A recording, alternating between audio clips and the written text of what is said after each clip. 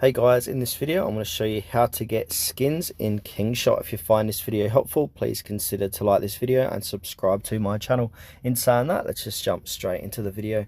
Okay, so to get skins, click on your world map, bottom right hand corner of the page, and then click onto my city. From here, a little pop-up will appear, and then under city bonus, go in and click on the skins tab. Now from here inside town, we can see all these different type of skins. So many skins unlock as you level up, complete missions, or achieve certain milestones. You can check the reward sections to see if skins are tied to daily, weekly challenges.